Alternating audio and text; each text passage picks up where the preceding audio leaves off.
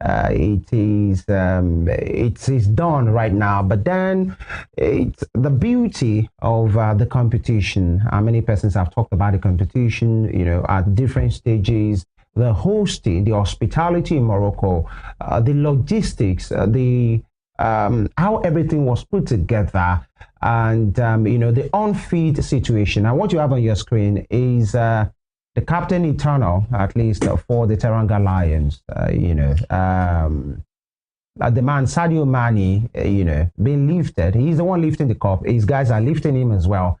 He's quite a joyous, calm person that I think he has the support of all his guys and all of that stuff. But the finale yesterday didn't come without some drama that almost turned ugly on that night because of decisions, from the referee. We look into all of that. We have our own Joseph Ateweh, sport correspondent, here with us today. Joseph, good morning. Good morning. Yeah, quickly before we talk about the finale, and some of those incidents, how will you rate the organization of Morocco 2025? Oh, top notch. I mean, you look at the organization and what Morocco had put together, no African countries ever. And it comes with a lot of money too, because, I mean, look at the pitches, the stadium itself, transport system, the trains, are well organized. Kudos to Morocco. And that is why the 2025 Africa Cup of Nations is still the most watched in the history of Africa Cup of Nations as we speak. They had one of the games of the Africa Cup of Nations as the Nigeria-Morocco. You can search for yourself. It's the 7th most watched football competition match in the world. Not even the Champions League, the 7th most watched. And it says a lot about, the expectations that came with the Africa Cup of Nations for the first time again, having the African Cup of Nations in December, January. It has never happened. The normal tradition was January, February. Yeah. I mean, you look at the fan zone, how it was well organized by Morocco, top notch, honestly, except for officiating. Officiating, yeah. All right, I'd like to ask you, did the best team really win? I mean, what we saw at the African Cup of Nations, that's why I said still the best. The first time in the history of the African Cup of Nations, you had 4 countries in Nigeria, Morocco, Senegal, and Cote d'Ivoire. In those 4 countries, you had at least 3 African Player of the Year in that squad.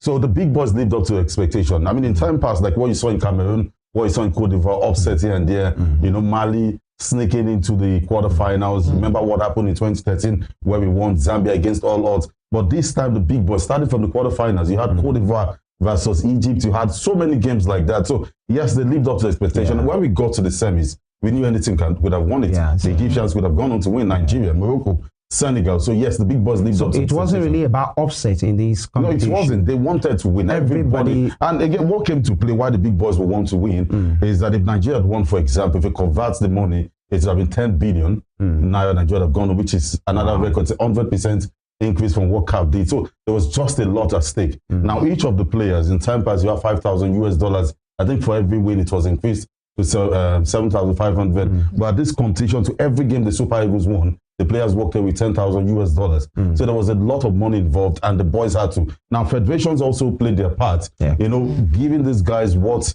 they deserve as at when due. There was just a lot of money, and you know what money does to people. Interesting. But you talked about the caliber of people that made it to, the last 2 stages.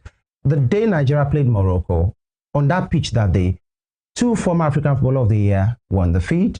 Current African Footballer of the Year was Osimhen, Lukman, Hakimi, and so really the big boys really lift up their. That's why I said. I mean, it's the 7th most watched football game. I mean, before the game, the build up to that game was like a final. Not even the final pulled that amount of viewers. So I mean, it says a lot about the quality you mentioned of players that got to that stage. Because of the exigency of time, now let's talk about officiating, and it really maybe because we are Nigerians. At the game against Morocco was really quite upsetting for many Nigerians. And some will say you can't take it away from the brilliance of that Moroccan team. They are good, they are solid.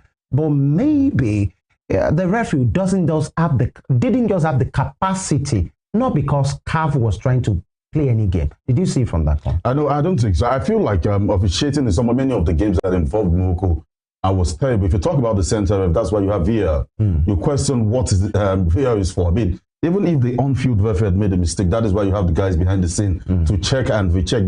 so many unnecessary calls by the referee. And they said, did Nigeria score any goal that they disallowed? No. Sometimes they build up to goals. For example, when Lukman was fouled and, you blew against Nigeria, that was a problem if he had gone forward and scored. The same thing happened to Calvin Bassey. It was booked for no reason. There have been footages that we've seen circulating, and it was wrong call. But what happened yesterday was a disgrace from the Senegalese national team, honestly, because we've seen that video times without number. That was a penalty. Now, never in the history of the African Cup of Nations have we seen a coach ask your players to walk all out of the pitch. That is terrible. And I'm sure there's so many sanctions that will come in here, and the Senegalese national team will suffer heavily, because that was a disgrace and a bad dent to African football.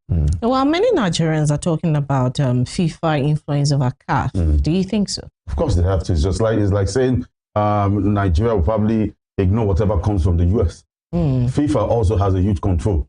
And that is why they have changed Afcon from 2028. It's now be 4 years. They know what they're doing. Because many of these guys, football is an escape route for them. And the clubs that pay their fee or pay them heavily are in Europe. So it's quite unfair, say, to an Arsenal has 7 African players and these are regulars and they have to go for the African Cup of Nations. Their contrasting states and they will be paid. It's quite unfair to the team, because I mean they'll be missing, say, at least 5 matches that might be key matches. So yes, FIFA has to come in and they have to regulate this thing. All right. Of course, Joseph Ateweh, we take it off from here. You will hear more from him, and of course his team on Sports Spring. I guess this is much that we can say. But Nigeria, we got the bronze. Actually, we should not forget that. We got. We should have gotten. We should have gotten the gold. I mean, but the officiating, is it enough to be a dent of this competition? Yes, it is, honestly. And that is something FIFA will have, CAF will have to work on. Okay. The quality of referees, they have to work on them. I mean, just some days ago, Asisa Doshola was, questioning the repeated hosting by Morocco. Do you think that Nigeria can host? We're very unserious. We're a very unserious nation. I mean, it's just like Lai Mohammed saying wanted that we should host F1. And, at that point, they got what they deserve. We cannot. We're not ready. To host the proper African Cup of Nations, you need at least 7 standard stadiums. The only standard stadium you have in Nigeria is the Gospel Akpabio Stadium. And as I speak to you, if you see footages of the back seats, you will cry for Nigeria. All right. Things can only get better from here. Joseph Ateweh, our own sports correspondent, thank you for your time. And just like I said, don't go nowhere. Sports Spring, we pick it up from here. Femi Ojo is my name. We'll see you tomorrow. My name is Temitope Ajijala Oluwala. Look forward to tomorrow's installment.